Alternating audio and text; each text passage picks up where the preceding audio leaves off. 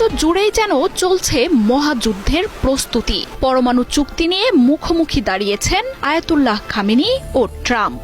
শনিবার ইরান যুক্তরাষ্ট্র বৈঠকে বসলেও তার আগেই নিজেদের চূড়ান্ত শক্তি প্রস্তুত করে রাখছে দেশ দুটি।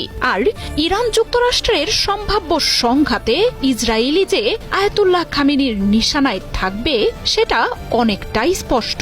ইয়েমেন আগে থেকেই প্রস্তুত, আর লেবানন ইরাকের প্রতিরোধ যোদ্ধাদের গেল কয়েক দিনে ইরান থেকে ব্যালিস্টিক ক্রুজ মিসাইল পাঠানোর খবর উঠে এসেছে গোয়েন্দা তথ্যে। প্রতিরক্ষা বিশেষজ্ঞরা বলছেন প্রতিরোধ দল আর মিসাইল দিয়ে ইসরায়েলকে ঘিরে ফেলছে ইরান।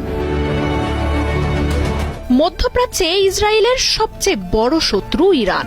ফিলিস্তিন দখলে নেতানিয়াহুর দেশটির পথে সবচেয়ে বড় বাধাই আয়াতুল্লাহ খামেনি। ইরান জুড়ে বিপ্লবী গার্ড বাহিনীর নেতৃত্বে গড়ে তোলা হয়েছে লাখো মিসাইলের শহর। তবে শুধু একা ইরানই নয়, ইসরায়েলকে দমনে আয়াতুল্লাহ খামেনি মধ্যপ্রাচ্যের দেশগুলোতে গড়ে তুলেছেন ইসলামী প্রতিরোধক্ষ। ইয়েমেন, সিরিয়া, ইরাক, ফিলিস্তিন জুড়ে থাকা লাখ লাখ সেনার এই অক্ষের নেতৃত্বে রয়েছেন আয়াতুল্লাহ খামেনি। 2 বছর ধরে প্রতিরোধ অক্ষকে ভাঙতে সর্বোচ্চ লড়াই চালিয়ে যাচ্ছেন নেতানিয়াহু। যুক্তরাষ্ট্রের সহায়তায় লোহিত সাগরে ইয়েমেনকে দমনে পাঠানো হয়েছে সেনা। এছাড়াও লেবানন, ইরাক আর সিরিয়াতেও চালাচ্ছে হামলা। তবে যুক্তরাষ্ট্র ইসরায়েলের সর্বোচ্চ শক্তিও দলগুলোর কোনো ক্ষতি করতে পারছে না।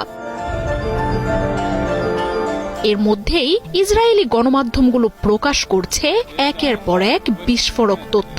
2 দিন আগেই গোয়েন্দারা জানান লেবাননের প্রতিরোধ যোদ্ধাদের কাছে শক্তিশালী এবং অত্যাধুনিক প্রযুক্তির মিসাইল ও ড্রোন পাঠাচ্ছে ইরান। যুক্তরাষ্ট্র, ইসরায়েল আর আন্তর্জাতিক সম্প্রদায়ের সব প্রচেষ্টা ব্যর্থ করে লেবাননের প্রতিরোধ যোদ্ধাদের এক অপ্রতিরোধ্য দল সেই অস্ত্র ইসরায়েল সীমান্তে নিয়ে যাচ্ছে। প্রতিরোধ দলগুলোর মধ্যে লেবাননের বাহিনীর প্রতিরোধ ক্ষমতার কথা ইসরায়েলের ভালোভাবেই জানা। সেখানে নতুন করে ইরানের পাঠানো অস্ত্র লেবাননের যোদ্ধাদের নিয়ে যাচ্ছে ধরা ছোঁয়ার বাইরে। এই খবরের পরের দিনে উঠে আসে ইরাকের প্রতিরোধ যোদ্ধাদের হাতে পৌঁছে গেছে ইরানের পাঠানো কুদস, জামালের মতো ক্রুজ ও ব্যালিস্টিক মিসাইল।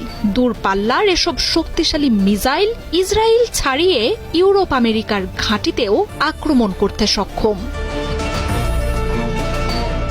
2 বছর ধরে গাজায় যুদ্ধ চালিয়ে গেলেও ফিলিস্তিনের প্রতিরোধ যোদ্ধারা যে এখনও